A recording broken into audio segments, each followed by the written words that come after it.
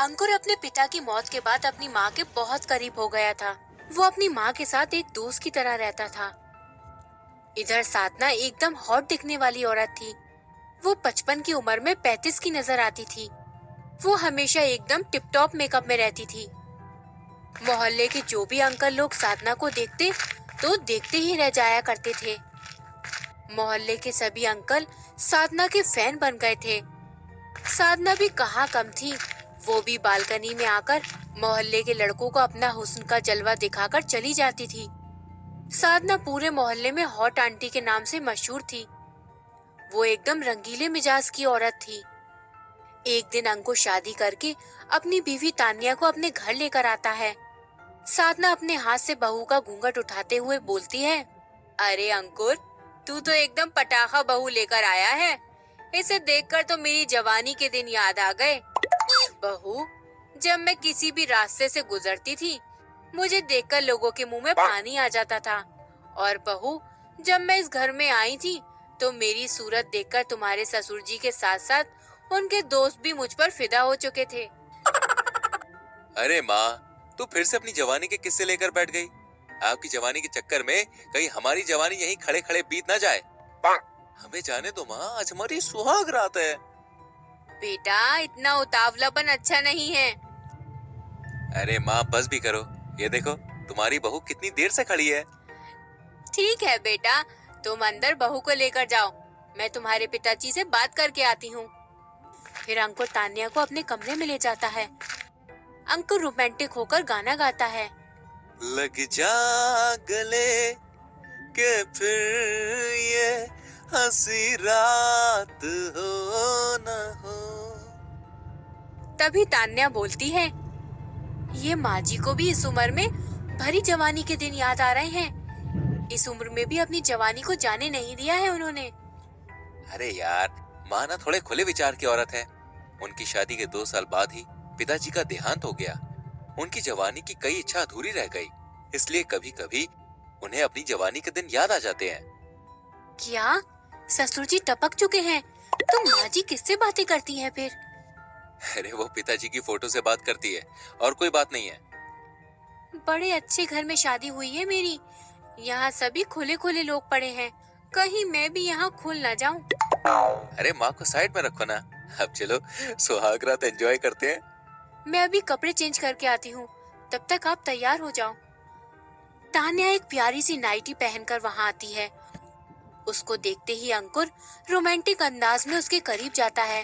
तभी तान्या बोलती है, पहले लाइट तो बंद करो।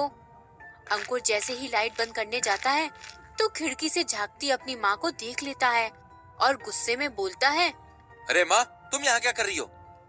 क्या? माँ कहाँ है? साधना खिड़की से ताकते हुए पकड़े जाने पर साधना का मुंह उतर जाता है। वो अपने आप को बचाने के लिए कमरे में आकर बोलती है, अरे वो बेटा, तेरे पिताजी से बात करने पर उन्होंने बोला कि बहू की इस घर में पहली रात है, कहीं बहू डर न जाए। बस मैं यही देखने आई थी। हम बच्चे हैं क्या? अपना ख्याल खुद रख सकते हैं। आप कैसी हरकतों से हमारी सुहागरात तो होने से रही। आपका बेटा तो ये है, पर लगता है आप चाहती नहीं कि हमारा बेटा हमारी गोद में खेले। इसलिए आप प्लीज जाइए और जाके सो जाइए। अच्छा, मैं तो तुम्हारी चिंता में यहाँ आई थी। ठीक है, मैं जाती हूँ। साधना के जाने के बाद अंकुर बोलता है, आओ जान, थोड़ा करीब आओ। अरे तुम तो चुप ही रहो। तुम्हारी माँ जरूर किसी न किसी कोने से देख रही होंगी, इसलिए मुझे अब सोने दो और तुम भी चुपचाप सो जाओ। अंकुर मिन्नतें करने लगता है, पर तान्या उसकी एक नहीं सुनती और सो जाती है।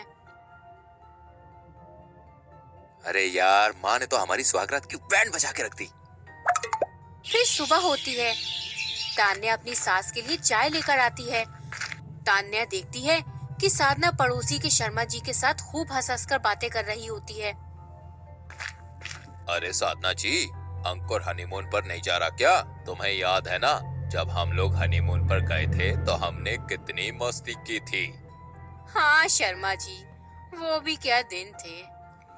ये बात सुनकर तान्या चौंक जाती है और तान्या माँ से पूछती है, क्या माँ जी आप शर्मा जी के साथ हनीमून पर गई थी? अरे नहीं बहू, वो हमारे कहने का मतलब था कि जब हम घूमने गए थे तब की बात है ये। फिर तान्या अंकुर को जगाने जाती है। अंकुर, तुम्हें सोने से फुर्सत नहीं है। वाह, तुम्हारी माँ शर्मा जी के साथ अपनी जवानी के दिन याद कर रही हैं। इतनी उम्र में शर्मा जी के साथ कैसी कैसी बातें कर रही हैं वो। अरे क्या हो गया? वो दोनों अच्छे दोस्त हैं बस। तुम भी ना बगैर बात के अपना सर खपा रही हो। अब मुझे सोने दो यार। तुम सोते रह जाना। वहाँ तुम्हारी माँ जवानी के चक्कर में किसी के साथ भाग ना जाए। हे भगवान, कैसे खानदान में मेरा पाला पड़ा है। तान्या अपने ससुराल की सभी जिम्मेदारियों को संभाल लेती है, सिवाय अपनी सास के।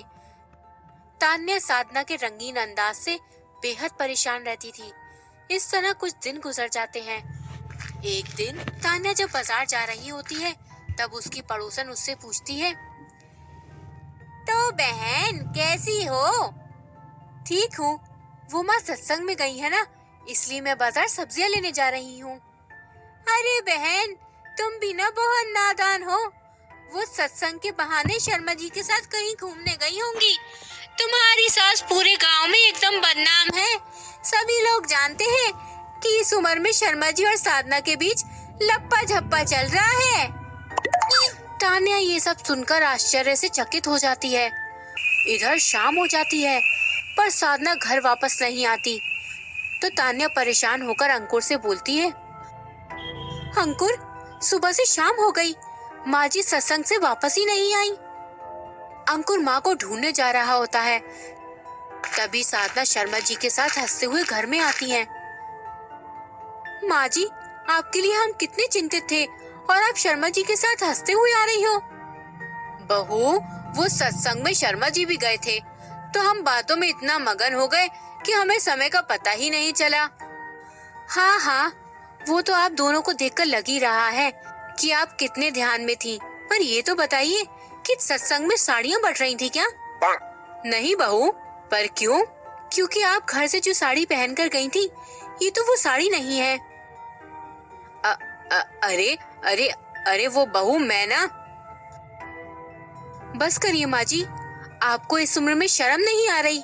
55 साल की उम्र हो गई आपकी, लेकिन अब भी आप अपने आप को 25 साल का समझ रही हैं। तान्या बेबी, तुम टेंशन मत लो, मैं माँ को समझा दूंगा। तुम चलो कमरे में। मैं अब और इस खानदान में रहकर अपनी बेइज्जती नहीं करवा सकती। मैं जा रही हूँ इस घर को छोड़ के। तान्या अपने सामान को लेकर अपने मैके चली जाती है। तान्या के जाने के बाद, अरे बेटा कोई बात नहीं, हम नई बहू घर ले आएंगे। अब बस करो माँ, मेरी जगह आप ही दूसरी शादी कर लो।